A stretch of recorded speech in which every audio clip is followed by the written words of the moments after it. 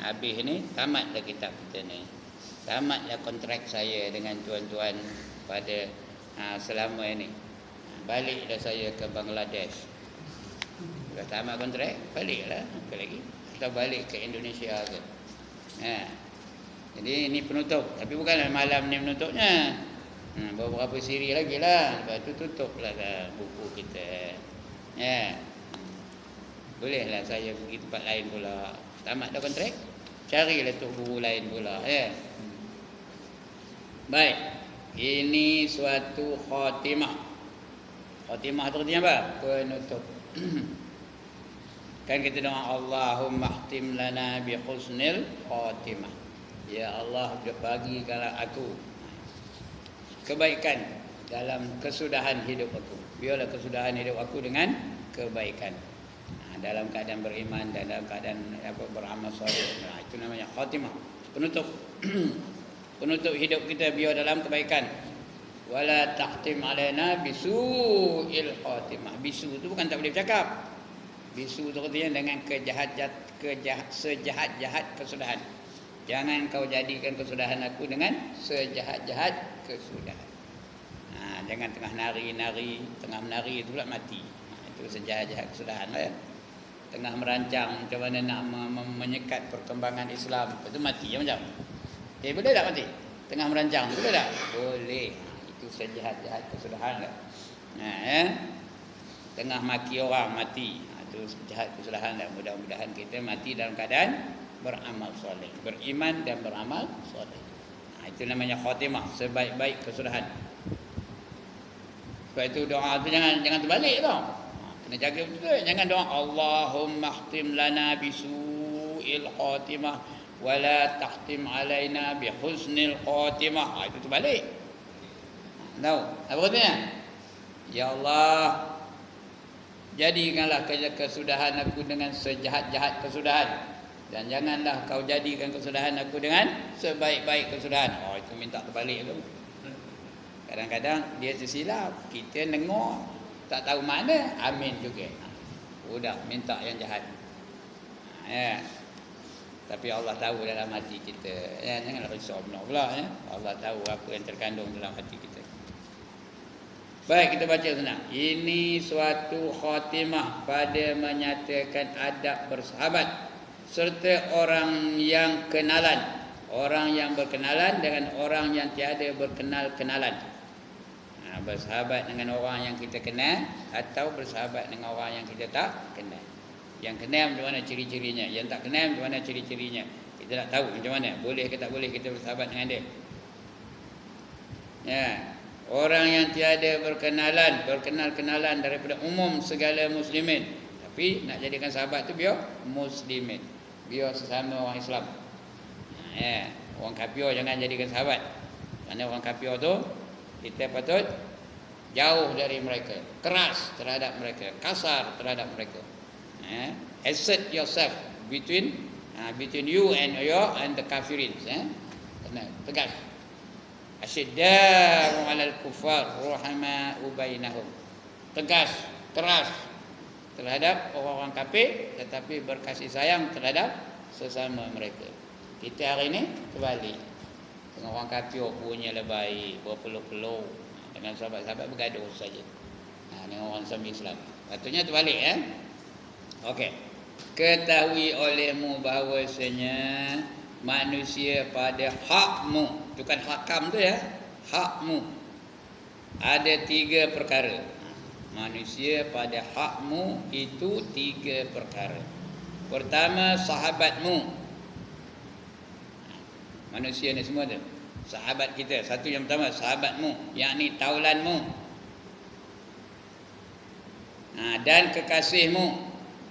Kita sayang dia, kita nak berkawan dengan dia, kita nak bersama-sama dengan dia. Itu yang pertama. Yang kedua, orang yang kau kenal-kenalanmu. Orang yang kau kenal-kenalanmu. Kenal begitu aja. Bagi jumpa bagi salam, jumpa bagi salam, tapi bukan sahabat. Bukan ajak komah, tak ada minum sama, tak ada makan sama, tak ada berjuang sama. Itu kenalan-kenalan saja, kenal-kenalan saja. Yang ketiga, orang yang tiada engkau kenal. Yang ketiga tak kenal, baru kejap jumpa. Kita tak kenal, nama pun tak tahu. Ini 3 golongan. Yang pertama, dijadikan sahabat. Sama-sama makan roti canai bersama, makan chapati bersama, lagi makan mi goreng bersama, mana-mana pergi pun berdua-duaan aja.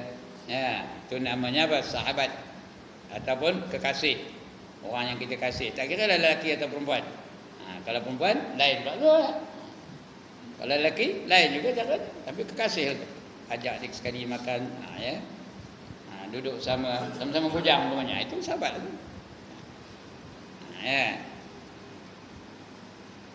Itu pertama. Yang kedua, orang yang kita kenal. Macam saya dengan tuan-tuan ni, kenal begitu aja. Nama tak tahu. Duduk di mana entah. Kegemaran tak tahu. Apa kegemaran tuan-tuan mana saya tahu kan? Hobi apa entah. Yang saya tahu datang setiap bulan jumpa, itu je. Tuan-tuan mobil juga tak kenal saya. Duduk di mana tak tahu. Apa namanya? Apa kegemaran saya tak tahu. Apa yang benda yang saya benci tuan-tuan tak tahu juga. Itu kenalan. Itu kita ni kenalan tu. Yang ketiga, orang yang kita tak pernah jumpa, tak pernah kenal, baru kejap itu jumpa. Saya dari anu-anu terkejap itu. Tengok 3. Macam mana kita reaksi kita terhadap 3 golongan ni? Iaitu kebanyakan muslimin. Tengok kebanyak aja. Kebanyakannya tak ada. Kap nun tu tak ada. Kebanyakan muslimin. Kita jumpa mata Kuala Lumpur tu, jumpa mata Ipoh tu, jumpa mata Tapah tu, kita kenal begitu aja. Baru kejap itu kenalnya pun. Sebelum ini kita tak tahu. Itu yang ketiga golongan tu ya. Kebanyakan muslimin lah. Siapa kenal? Semua orang muslim dalam Malaysia ni kenal. Siapa tak kenal? Saya pun tak kenal. Kadang-kadang orang kenal kita tak kenal dia mah. Sama orang ajar apa saya ni kenal nama ustaz dia. Saya tak tahu entah siapa orang. Saya nampak ramai, dia nampak seorang. Itu muslimin lah tu. Tak kenalan pun. Dan ada pun adab serta orang yang kau jadikan taulanmu itu. Siapa kita nak ambil orang nak jadikan taulan, nak jadikan sahabat, nak jadikan kekasih itu siapa? 3 benda ni. Jadikan sahabat, jadikan taulan dan jadikan kekasih. Siapa? Maka telah tersebut dalam fasal pada menyatakan seorang bersahabat serta sahabat. Itu dah dulu kita baca dulu. Sahabat dengan sahabat. Yang terdahulu sebutnya itu. Dengan sahabat-sahabat dah dulu kita baca dah dulu. Adab bersahabat dengan sahabat, muka surat 287. Mana yang ada kitab? Itu yang sudah kita baca dulu. Mana yang ada kitab rujuklah itu ya. Yang tak ada kitab apa nak rujukkan? Pinjamlah pada kawan-kawan yang ada kitab. Macam mana sahabat-sahabat dulu. Yang ada kitab selalulah rujuk. Jangan bulan depan baru nak buka. When was the last time you open the kitab? Sudah tak ada jawab. Last month. Itu pun kalau datang, kalau tua, dah sebelum itu lagi.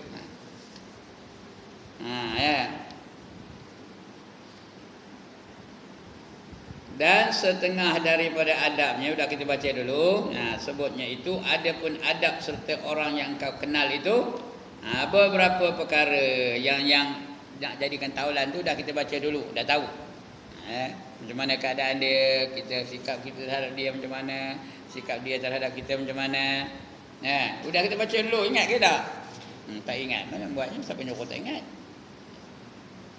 Kalau kita ni berkawan dengan dia dalam kesusahan apa kita buat? Kita bantu. Bila dia dapat nikmat apa kita buat? Kita seronok. Nyatakan keseronokan kita tu bila dia dapat sesuatu nikmat tu. Bila dia dapat sesuatu malapetaka apa buat? Kita simpati. Itu gaya ya. Itu dah kita apa dulu. Kalau dia bercakap jangan kita potong cakap dia, dengar dia bercakap dulu. Jangan bertengkar-tengkar dengan dia dan sebagainya. Jadi dah kita baca dulu banyak perkara ni. Ada beberapa adab tu. Ini lain. Kita adab dengan kenalan. Adab saya dengan tuan-tuan macam mana? adab tuan-tuan dengan saya. Kita ni berkenalan begitu je, kenal. Ini Ustaz Ibrahim duduk kampung. Itu je. Kegemaran saya tuan-tuan tak tahu. Kebencian saya tuan-tuan tak tahu. Itu adab kita berkenalan ni.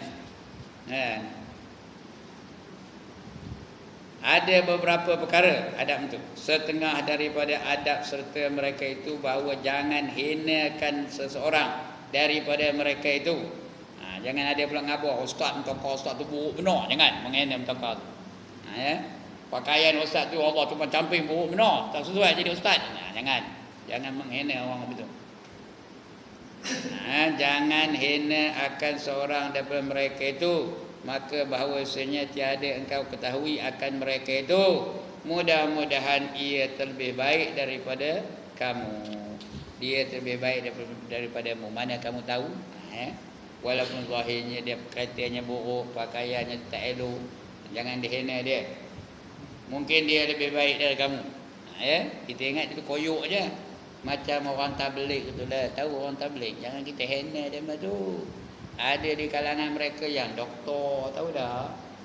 Ada yang hafal Quran. Kalau mau apa yang apa itu koyok aja rupanya. Ya tidak ni. Ada yang engineer, ada yang accountant dan sebagainya. Ada yang ulama, ada seorang ulama dari timur dah meninggal dunia, nama Haji Saleh namanya. Dia ikut jemaah tabligh. Pergilah dia ke satu tempat. Dia dengar tuan guru tu ngajar.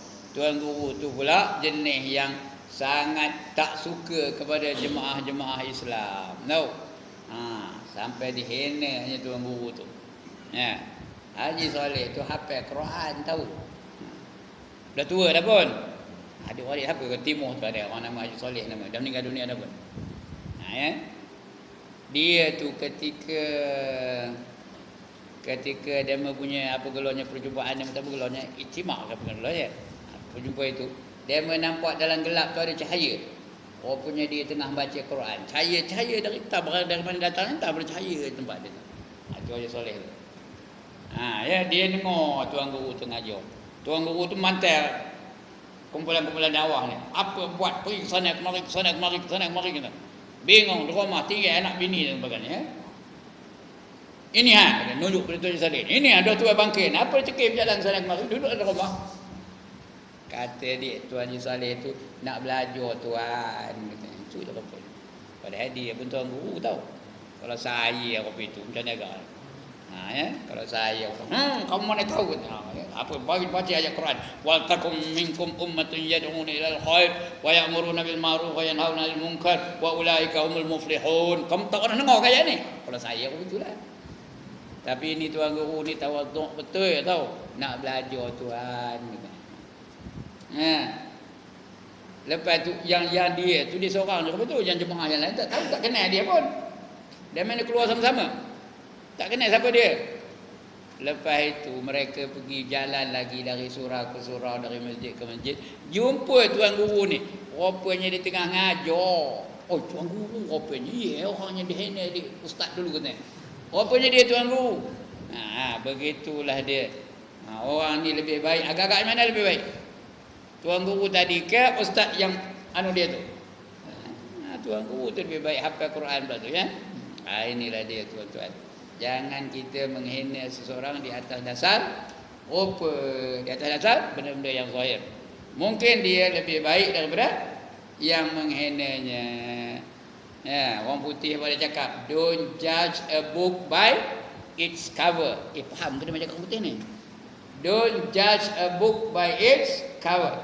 Tengok kulitnya cantik, gambarnya eloknya. Dia ni tentu bagus ni. Baca-baca entah apa-apa ceritanya. Kadang-kadang koyok aja rupanya. Surat khabar tu koyok aja. Apa harakah tu cantik benar ke? Cantik benar ke? Tapi berita dalamnya berita elok ke tak? Berita baik tak? Bermanfaat tak bacanya? Jangan tengok luarannya. Manusia pun begitu, jangan tengok luarannya. Tengok dalamannya. Orang yang pakai jubah, pakai sorban macam saya ni mesti ke banyak ilmunya.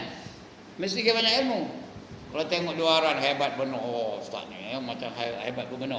Padahal apa pun tak tahu. Semua jadi imam tak tahu. Padahal pakai jawabah pakai sarabat. Suruh jadi imam pun Bismillahirrahmanirrahim. Betul kan? Ngucap betul betul. Asyhadu anna Muhammadar Rasulullah. Betul kan? Sebab itu dia jangan kita tengok luaran manusia. Okey, udah tu. Panjang benar pula penerangannya. Jangan hinakan akan seorang daripada mereka itu. Maka bahawa tiada engkau ketahui akan mereka itu. Mudah-mudahan ia terlebih baik daripadamu kepada Allah Ta'ala. Kerana di sisi Allah orang yang paling mulia siapa?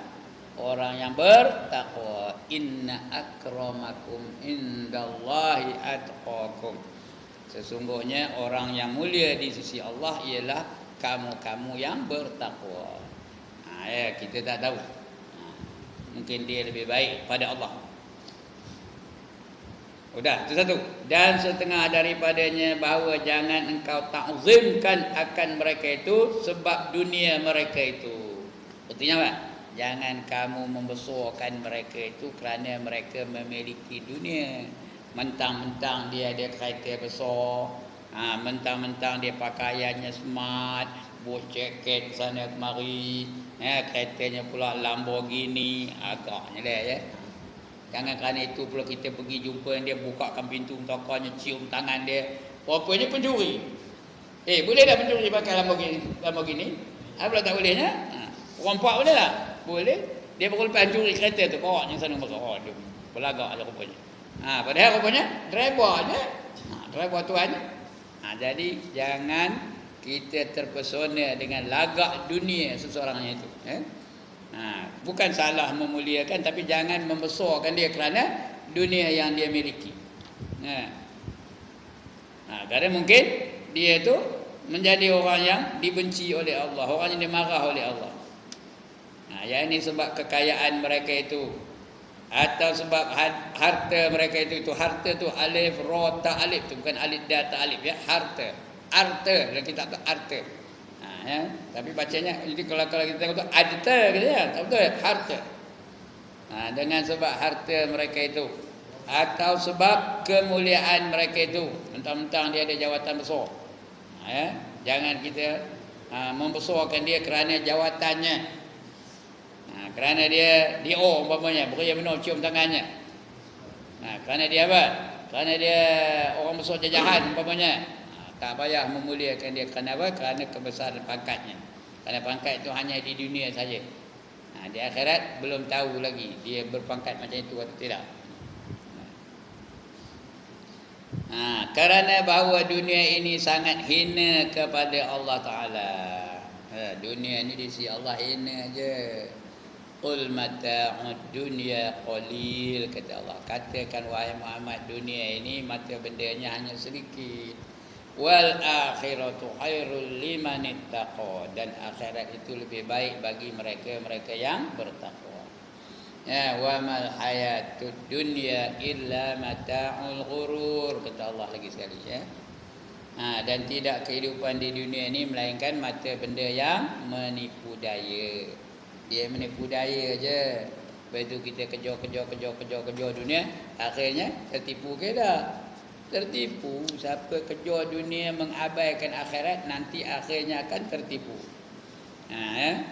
Kerana dia memang sifatnya menipu daya. Dunia ni makin lama makin cantik ke, makin lama makin buruk. Dunia ni serupa ke dunia sekarang ni dengan dunia tahun 50-an? Serupa ke? Tak ada jawab dia ni. Ada ke dalam hidup tahun 50-an? Dia ni tak ada lah. Ini ada? Tak ada. Tahun 50-an ada lagi tak? Tak ada lah. Serupa dunia sekarang dengan dunia tahun 50-an? Lain berbenar. Radio sekarang dengan radio tahun 50-an serupa ke? Lain. Tokoh sekarang dengan tokoh tahun 50-an serupa ke? Lain. Tokoh tahun 50-an ada ke akon? Tak ada. Nak nyetatnya macam mana? Nampak tak? Gini-gini nyetat. Itu tahun 50-an. Sekarang macam mana nyetatnya? Pulih aja dah. Itulah hebatnya sekarang. Dunia ni makin lama makin maju, makin lama makin cantik, makin lama makin anggun, makin lama makin sophisticated, makin lama makin menawan. Masa dulu kalau nak angkat gambar ada kamera tu tak? Betul tutup lah muka tu. Syok ada dah api dah. Ada tak? Ada cahaya. Sekarang ni tengok, ini kamera nampak. Ini kamera ni. Dia nampak tuan ni. Orang yang dihadap ni nampak. 1, 2, 3, 4 orang nampak. 5 orang nampak. Canggih ke tak sekarang ni? Punyalah cantik dibandingkan dengan dulu. Dulu kalau kamera mana rupanya. Sekarang ni apa yang berlaku di England kita tahu tak sekarang ni? On the spot tahu tak? Apa yang berlaku di Perancis baru-baru ni? Ada bom meletup di Perancis. Kita tahu tak? Kejap je sampai berita kepada kita. Begitulah dunia ni. Makin lama makin canggih. Orang Cikgu Ripin tahun 50-an dengan Cikgu Ripin sekarang ni serupa ke? Tahun 50-an mana rupanya? Handsome. Sekarang ni handsome juga tapi tapi jalannya pun dah apa? Udah pendek langkahnya. Itu dia ya. Itu manusia. Maknanya manusia makin lama makin kreput, makin lama makin kecut, makin lama makin lemah, makin lama makin berkedut. Dunia makin lama makin maju, makin lama makin canggih, makin lama makin hebat. Mana ada pertembungan antara dunia dan manusia? Ada pertembungan tak? Tak ada. Dulu kita makan semua main sapu je, cabai sapu, semua sapu. Yang keras-keras tu kong boleh pergi lari. Petai pun tak boleh nak makan. Kenapa? Angin. Lagi tu apa? Tak terkonyol, gigi tak ada apa makan kan? Jagung pun tak boleh nak makan. Kenapa tak boleh makan jagung? Udah tak ada gigi. Apa nak kokok kan? Tadi saya makan jagung, tengok bekas itu ada tengah tu tak bersih pun. Tak kena gigi tak ada. Itu dia. Itu dunia ya, dibandingkan dengan manusia. Sebab itu siapa kejar dunia mengabaikan akhirat, dia tetap akan tertipu ya. Dunia banyak, kaya raya tapi tak boleh nak gunakan. Duit banyak tapi gula tak boleh makan. Lagi garam tak boleh lebih. Lagi kambing tak boleh makan. Sotong tak boleh makan. Kerang tak boleh makan. Kenapa? Ada penyakit. Pasal duit banyak tak? Boleh tak dia beli? Banyak duit saya, banyak duit kenyapnya. Tapi tak boleh nak digunakan. Tertipu ke tak? Tertipulah dengan dunia ya. Okey. Jadi jangan kamu tengok dunia dia, terpesona dengan dunia yang dimiliki oleh seseorang itu. Itu sebab kata Nabi, ya. Nabi ada memberitahu, kalaulah dunia ini ada nilai, walau seberat sebelah sayap nyamuk. Itu nilai dunia ni. Kalau ada lah, nescaya orang kafir itu tak akan dapat minum walaupun seteguk air. Kalau ada lah nilai dunia ni di sisi Allah, ya, bukan nilai dunia di sisi manusia, di sisi Allah. Kalau kita nak jual dunia ni dengan Allah, nilainya seberat sebelah sayap nyamuk. Berat kerangan. Kerangan benar. Kalau macam itulah nilainya pun di sisi Allah, orang kafir itu tidak akan dapat minum air walaupun seteguk. Tapi dunia ni tak ada nilai. Ambil lah kamu, kata Allah. Ambil. Sebab itu sekarang ni orang yang kaya raya tu orang kafir ke orang Islam? Orang kafir ambil lah kamu. Allah tak ada marah. Bantai lah kamu. Suka hati kamu lah. Nak nipu ke, nak menzalimi ke, nak rasuah ke, nak apa ke. Ambil lah. Ya. Pasal Allah tak marah. Benda yang tak ada nilai, ambil lah kamu. Walaupun satu dunia ni diambil, tak ada nilai di sisi Allah Subhanahu wa ta'ala. Macam kita lah, kalau lalang tu ada nilai macam. Kalau lalang ada nilai, maka orang Melayu lah yang paling kaya di dalam dunia ini. Faham ke dalam ini ayat ni? Kalau lalang itu ada nilai di dunia ni, maka yang paling kaya siapa? Orang Melayu. Siapa nombor satu kaya? Ini orang. Ya. Kerana di kampung saya sana, di kampung Gajah tu apa yang ada? Lalang aja. Kalau lalu lah RM5 sekilo macam. Kalau laku RM5 sekilo macam, kaya dah? Oh, kaya. Ada? Bawa lah lalang RM5 sekilo. Laku ke? Tak laku. Sebab itu tak ada nilai. Sebab itu saya tak ada kaya. Ini dia tuan-tuan. Sebab itu apa? Sangat hina pada Allah Ta'ala. Sabda Nabi sallallahu alaihi wasallam, "Man tawaddu'a li ghaniyyi li ghinahu, zahaba sulusa dinihi." Artinya barang siapa merendahkan diri bagi orang yang kaya, yakni barang siapa mentakzimkan akan dia kerana kekayaannya, nescaya hilang 2/3 agamanya. Hilang 2/3 dari agamanya. Tahu, kalau dia memuliakan orang kaya itu kerana kekayaannya. Bukan menghormati, suruh hormat, tapi jangan memuliakan dia kerana kekayaannya. Macam kita ngawinkan anak, bila datang wakil rakyat tu berambat ngejual, cium tangan dah tu. Kalau orang miskin datang, salam tak tengok, gitu aja. Ada orang apa itu? Ada ke tak ada orang apa itu? Bukan tuan-tuan ni jangan menyolang mata tengok saya. Ada orang apa itu?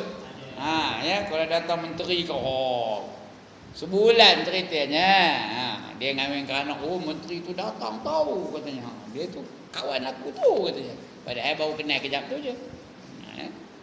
Tak habis-habis cerita. Pasal memuliakan dia kerana dunianya. Jadi dah hilang berapa? 2/3 daripada agamanya. Tinggal pada dia ada berapa lagi? 1/3 aja. 2/3 dah hilang. Kerana dia memuliakan orang kaya kerana kekayaan. Bukan makna kita menghina dia, bukan makna jangan menghormati dia, hormatlah. Tapi bukan kerana kekayaan. Kita menghormati dia kerana dia tetamu mungkin. Hormatlah kerana tetamu. Tapi bukan kerana kekayaannya. Hormat tu kita hormatlah kerana setiap tetamu tu kita hormatkan. Jiran tu kita hormati dia kerana dia jiran kita. Tapi bukan kerana kekayaan dia, bukan kerana keberadaan dia. Kalau dah hilang 2/3 arti 2/3 daripada agama. Dan setengah daripada adabnya, jika marah mereka itu akan dikau atau memerintah akan dikau seseorang, maka jangan engkau lawan akan mereka itu. Kita baru kenal, dia marah dengan kita, jangan kita lawan dia. Jangan kita bertengkar-tengkar dengan dia. Lebih baik diam saja daripada bertengkar. Jangan bertengkar dengan dia. Diam saja. Bila diam, tak adalah dia cakap seorang, dia marah seorang je, lepas tu tak adalah berpanjangan. Kalau dia marah, kita marah, dia nengkin, kita nengkin, dia tunjuk penumbuk, kita tunjuk kaki, macam berlarutan lah, berpanjangan. Kalau kita diam, tak adalah jadi. Dia dah cakap seorang, tak ada lawan. Lama-lama dia letih, diam dia.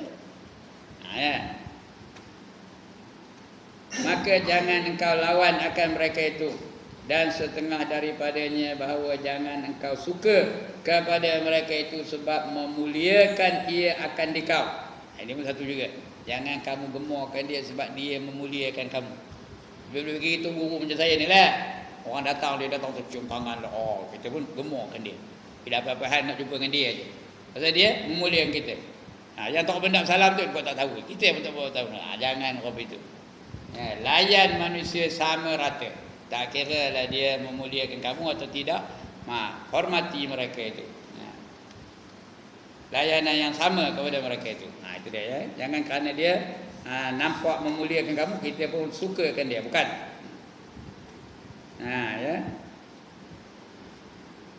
Lagi apa? Jangan engkau suka kepada mereka itu dengan sebab memuliakan akan dikau. Dan sebab memuji mereka itu akan dikau. Datang muji kita je. Ustaz ngajar punya lah sedap. Kita pun asal datang jumpa dia, datang cakap dengan dia. Pasal dia muji kita. Tapi kalau kata entahlah ustaz, kami bila ustaz ngajar ngantuk aja kami. Yang macam monyok aja, negur beda lepas tu. Jadi lantaklah orang memuji dan orang dipuji ni ada kesalahan kedua-duanya. Kalau dalam kitab ni kita dah baca dulu bab muji dia ada 6 kesalahan orang yang memuji tu.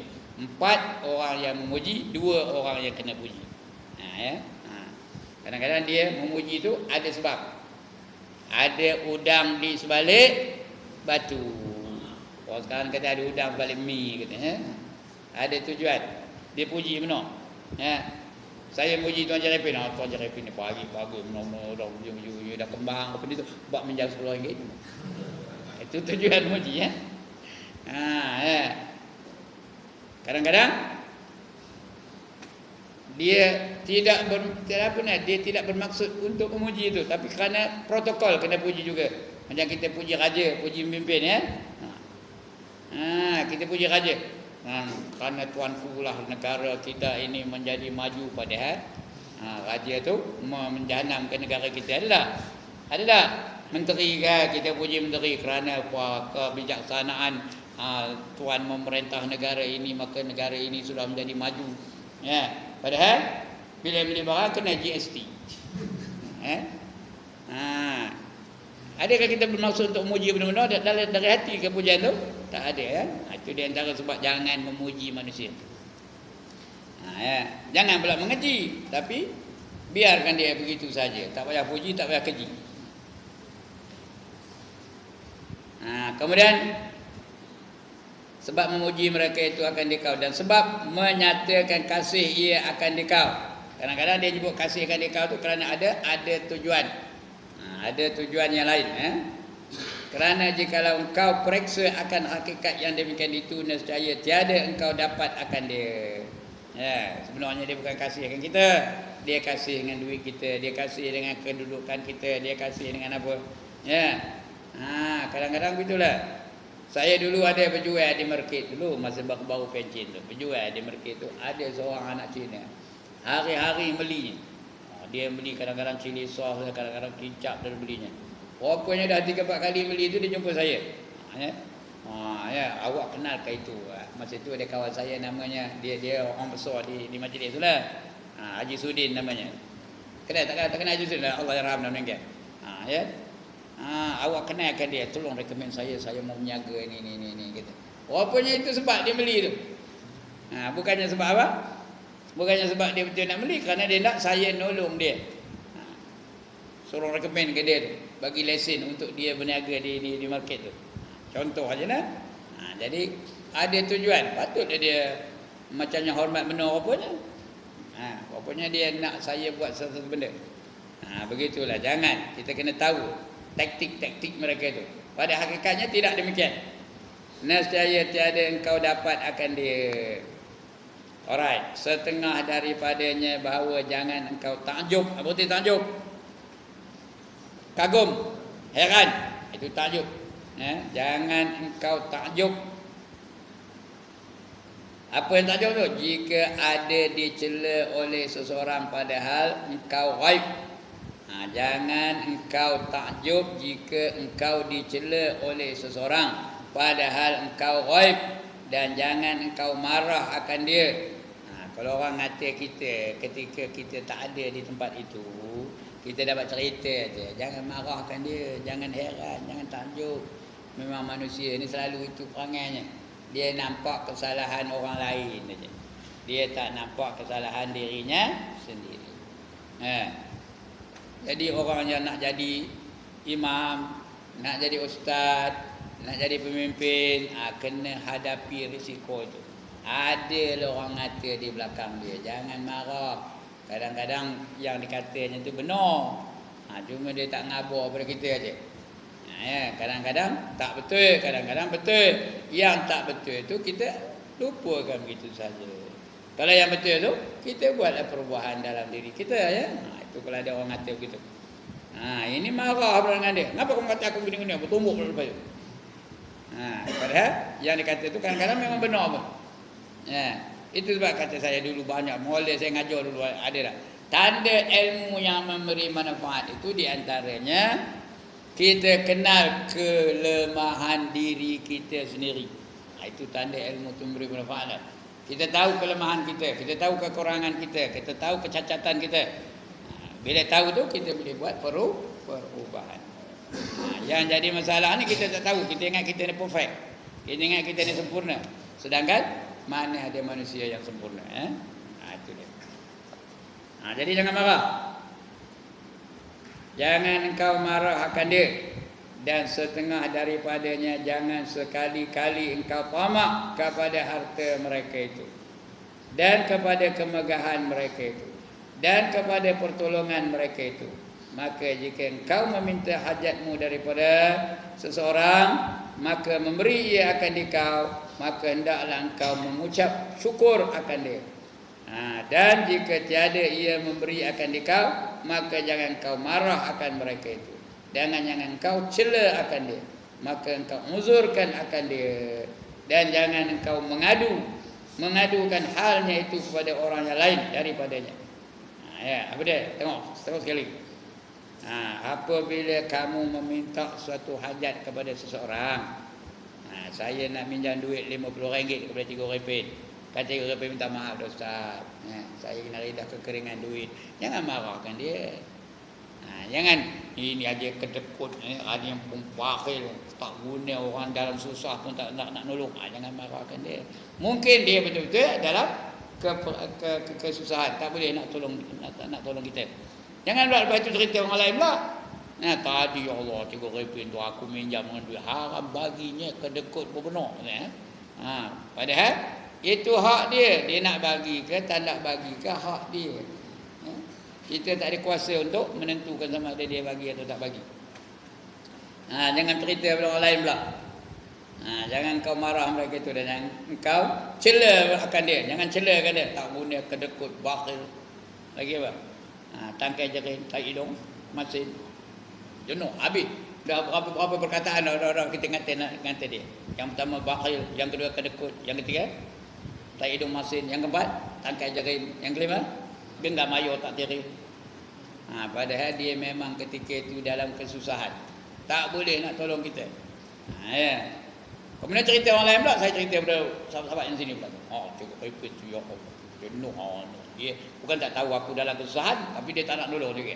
Jangan seperti itu. Itu adab berkenalan, ya. Adab kita bersama-sama dengan orang yang kita kenal begitu saja, bukan sahabat yang kenalan begitu saja. Jangan cerita kepada orang lain. Jangan mengadu pula pada hal-halnya kepada orang lain. Dan setengah daripadanya bahawa jangan engkau ajar dan jangan engkau tegur akan seseorang, melainkan jikalau engkau lihat akan alamat yang menunjukkan ia akan menerima mereka itu akan pengajaranmu itu. Kita nak ngajar orang, tengok orang ni boleh menerima ke tak teguran kita. Kalau jenis orang pandai baran, jangan ditegur, biar kalau lantak dia. Kita tengok dia ni boleh menerima ke tak boleh menerima teguran. Dia ni orangnya pemarah ke atau penyantun. Kalau dia penyantun, kita tegur. Tegur tu pun mesti apa? Mesti empat mata antara kita dengan dia aja. Mesti berhikmah. Nak tegur boleh, tapi mesti berhikmah.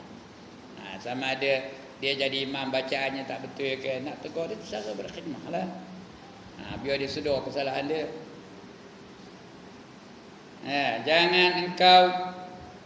Jangan tegur akan seorang, melainkan jikalau engkau lihat akan alamat yang menunjukkan dia menerima mereka itu akan pengajaranmu.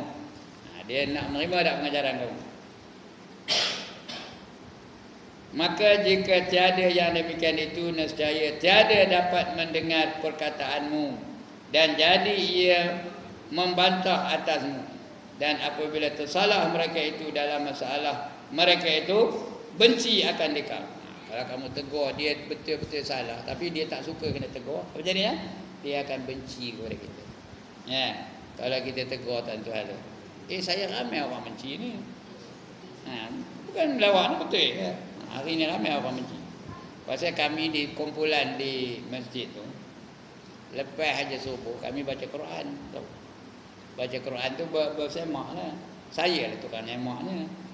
Jadi tegur dia setiap kali, salah tegur, salah tegur. Dah banyak dah ni, dah berapa tahun dah. Sebelum saya apa lagi dah? Sebelum saya bedah jantung lagi dah. Jadi buat salah tegur. Ada orang tahan seminggu aja, lepas tu dah tak datang lagi. Dah ketik benar. Ada orang tahan sekali betul-betul. Lepas tu dah tak datang lagi. Ada orang tahan 3 bulan, lepas tu dah tak datang. Bila tegur dah tak datang. Dia tak tahan kena tegur. Yang tahan adalah lebih kurang 8 orang. Itu tahan. Udah tamat satu Quran tu. Sekarang ni ngulang sekali. Dah balik surah Al-A'raf sekarang. Baca surah Al-A'raf. Baca bukan banyak, semuka aja. Semuka sehari. Udah habis setiap orang baca, dah disemak, dah dibetulkan. baru pergi makan roti canai. Itu yang tuan-tuan selalu nengok kami tu, beberapa orang kumpulan tu, kadang-kadang ke timur ni, kadang-kadang ke simpang Ceneriang tu, tahu? Kadang-kadang di Batu Tiga tu kedai orang Melayu yang baru buka tu, tahu? Itu lepas ngaji Quran lah tu. Ada yang tahan seminggu je, lepas tu dah tak datang lagi. Ya? Tak tahan kena tegur. Padahal Quran mesti nak ditegur. Kerana kita baca Quran mana ada yang perfect. Kerana dia ada hukum. Dia bukan cakap Melayu. Cakap Melayu tak ada hukum. Ada hukum cakap Melayu. Saya hendak ke Sungkai. Ada? Ada ke ikhfa cakap Melayu? Tapi Quran tak boleh.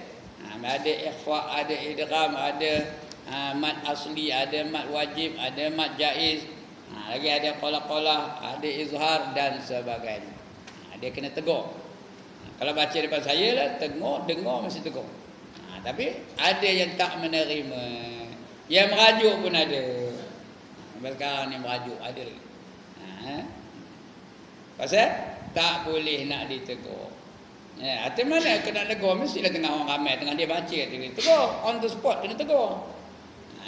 Ni tuan-tuan ni belum lagi cetran. Berapa lama tahan? Berapa lama tahan agak ni? Itu caranya. Agaknya tu sekali je kot. Pasal apa mereka tidak menerima? Tak mahu menerima teguran. Bila dia nak pandai, bila dia nak kertinya. Jadi boleh jadi mereka membantah atasmu dan memusuhi kamu. Itu yang takut tu ya. Dan apabila tersalah mereka itu dalam masalah mereka itu, benci akan ditegur. Benci akan ditegur oleh orang. Maka jangan engkau tegur mereka itu. Tapi Quran tak boleh kena tegur. Warattilil Quran tartila. Bacalah kamu Al-Quran dengan tartil. Mesti ikut hukum. Yang panjang dipanjangkan, yang pendek dipendekkan. Kena tegur lah. Kalau tidak jangan baca sekali. Baca seorang-seorang. Itu kira betul aja lah. Siapa baca Quran seorang-seorang je, ceruk-ceruk tu tak siapa dengarnya, kira apa? Kira betul aja lah, siapa tak nak gornya. Tu kadang-kadang kita dengar, ya Allah, dia macam Yasin seorang, macam-macam bunyi. Yang panjang dipendekkan, yang pendek dipanjangkan dan sebagainya. Pasal tidak ada siapa yang nak membetulkan. Okey, itu dah. Begitu juga kadang-kadang dia jadi imam. Udah tak apa ni? Dia kira sedap lagu je. Ada yang betul dia kira sedap lagu je. Wa yamnaunal ma'un. Kita dia sedap no ma'un. Padahal ma'un tu berapa? Berapa harakat? Ma tu berapa harakat? 2 harakat saja. Mana yang jadi panjang betul? Dan sebagainya. Ulaika humul muflihun. Itu muflihun dia panjang nombor. Sebab itu kena baca mengikut hukumnya. Jadi kena tegur lah mana nak buatnya. Itu sebab ketika Ramadan tu malam tu lepas tarawih tu kalau ada tadarus lah, join ya. InsyaAllah akan maju, akan meningkat pengetahuan Al-Quran. Maka jangan kau tegur. Kalau dia tak boleh menerima teguran, jangan tegur.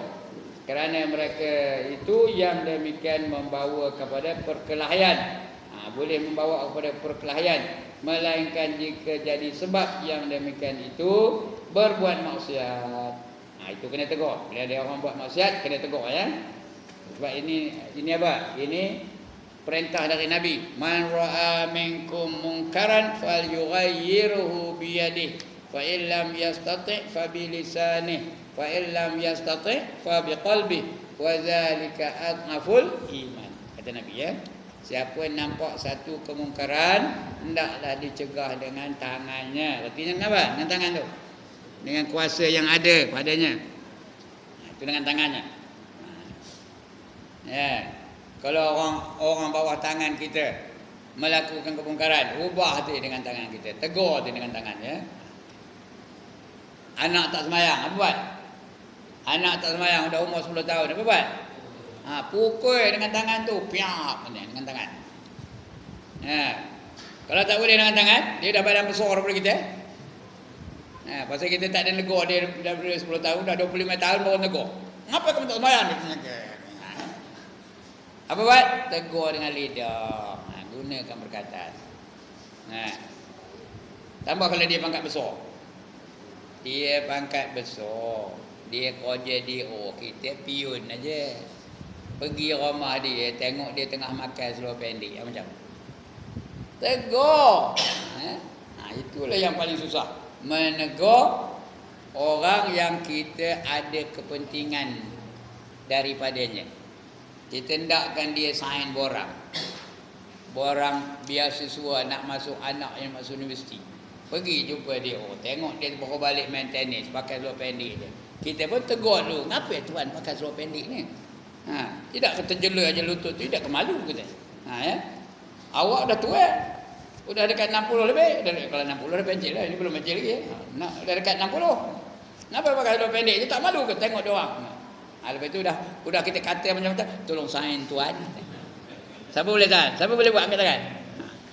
Itulah perbuatan yang paling susah. Menegur seseorang yang ada hak terhadap kita. Tapi kalau dia boleh buat, itu orang yang betul-betul first class. Okey. Ketidak dia jadi sebab apa? Perkelahian. Melainkan orang yang berbuat maksiat. Kalau kita nampak dia tu tengah nari, tegur lah. Umur dah 73, nari lagi. Deng. Berjoget lagi. Dari Melaka ke Negeri Pahang, singgah di Johor beli barangan. Dia pun joget. Kena tegur. Bila nampak satu kemungkaran, hendaklah ditegur dengan tangan yang ada. Kita muda, dia tua, tampakkan tak sedar orang tua, tak boleh kan? Tak mampu dengan tangan macam tadi, dia pangkat besar, tak mampu dengan tangan, apa? Dengan lidah. Tak mampu dengan lidah, dalam hati. Itulah selemah-lemah iman, kata Nabi. Wazalika ad'aful iman. Itulah dia orang yang memiliki lemah iman yang paling lemah. Kalau tidak dia boleh berlaku perkelahian. Dia melainkan jika jadi sebab yang demikian itu berbuat maksiat, maka engkau sebutkan yang sebenarnya, tetapi dengan perkataan yang lemah lembut. Nak sebut pun biar lemah lembut, berhikmah jangan dengan keras. Dan setengah daripadanya, apabila engkau lihat daripada mereka itu kemuliaan dan kebajikan, maka mengucap engkau syukur akan Allah Ta'ala. Bila dia dapat kemuliaan, dapat pangkat ke, dapat apa-apa nikmat dia, kita minta ucapkan syukur kepada Allah Ta'ala. Kenapa? Yang menjadikannya siapa? Allah yang memberi dia nikmat itu.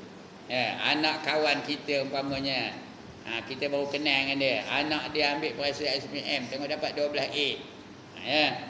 Jangan pergi terus tahniah pada dia, syukur kepada Allah. Alhamdulillah, telah kamu anugerahkan dia 12A. Tak payah kabur dengan dia, janganlah tadi aku minta syukur dengan Allah, tahu kamu anak mikir dapat 12A, tak payah. Maka mengucap engkau syukur akan Allah Ta'ala. Dan apabila engkau lihat daripada mereka itu kejahatan atau berbuat kejahatan akan dikau, maka engkau serahkan kepada Allah Ta'ala. Dan engkau pinta kepada Allah Ta'ala supaya dijauhkan daripada yang demikian itu. Kita tengok orang kerja ngisap dadah je, tapi bukan tengah ngisap dadah, kita tahu dia tu menagih dadah. Doakan dia paling komannya, ya Allah berilah hidayah kepadanya supaya menghilangkan ketagihan dadah padanya. Kita sekarang ni dah jadi trend. Dah jadi trend orang dah. Isap okok tak ada, isap apa? Isap apa? Vape. Udah berkembut aja. Ada ke udah dah nerai vape ni? Ada? Janganlah. Jadi kita doakan, ya Allah berilah petunjuk kepadanya. Janganlah dia ni terlibat dalam maksiat yang seperti ini. Dan kau pinta kepada Allah Ta'ala supaya dijauhkan daripada yang demikian itu. Dan jangan engkau tempelak akan mereka itu. Dan jangan engkau kata bagi mereka itu, mengapa engkau tiada mengetahui akan martabat aku? Kamu tak tahu aku ni siapa? Akan martabat aku. Aku si Fulan, anak yang alim, anak orang alim. Aku ni tuan guru. Tak payah dengan ngabar begitu ya. Lagi fadil. Fadil, al-fadil. Orang alim panggil al-fadil Lagi fadil, lagi yang utama. Kerana yang demikian itu perkataan orang yang jahil. Lagi kurang akal. Udahlah jahil, kurang akal pula tu. Dan yang terlebih sangat kurang akal itu iaitu seseorang yang menjaga mencacikan akan dirinya dan memuji akan dirinya. Dia muji diri dia. Dan setengah daripadanya ngapa panjang mana tu? Udahlah tu ya. Akan datang kita sambung lagi insya-Allah ya. Udah 60 minit dah. Maknanya sejam sudah ya. Ya, dah sejam. Jam sudah 8.30. Kita start 7.30 tadi. Hari waktu dah awal ya. Baik, sekian dulu tuan-tuan dan puan-puan. Pembacaan kita. Any objection? None. Any questions? Yeah. Mana? Rakan yang mungkir janji. Tengok kadang-kadang mungkin dia ada uzur ya, mungkir janji. Umpamanya dia minjam pada kita, esok saya bayar. Tengok-tengok dah 2 tahun tak bayar. Adalah uzurnya tu ya. Jangan kita, yang lebih eloknya apa? Halalkan saja. Kalau yang eloknya ya. Itu yang lebih baik. Ada banyak lagi, bagus lagi, banyak lagi besar pahalanya. Lagi banyak lagi besar pahalanya. Saya tahu malas nak cerita ya. Malas nak cerita. Tapi iyalah. Sampai nari lah. Ada orang tu sampai nari tak bayarnya. Bukan sikit-sikit tau. Banyak. Tapi taklah ngalalkan, tapi tak adalah belum ngalalkan lagi. Tapi kita tunggu jugalah. Tak adalah pergi mendesak dia ke rumah dia, menulis surat ke SMS ke tak ada. Terpulang ke dia lah. Bayar saya terima, tak bayar tak ada terima. Tak ada dah. Itu dia. Lagi? Ya, Tuan Haji.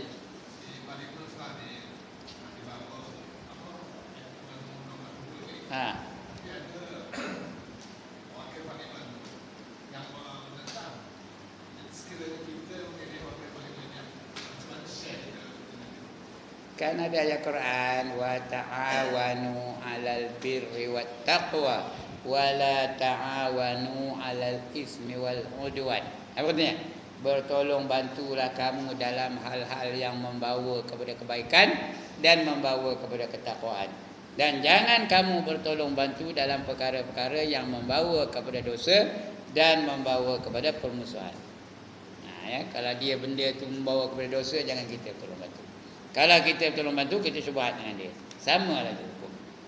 Dia menentang akta itu, kita pun sama-sama menentang akta. Walau apa alasan pun sekali.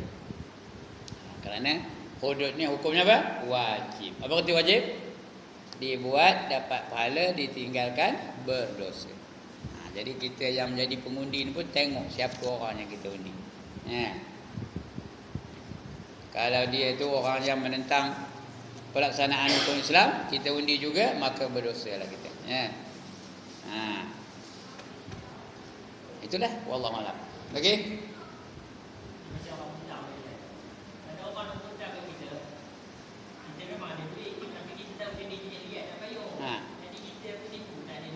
Jangan nipu. Tak usah nipu.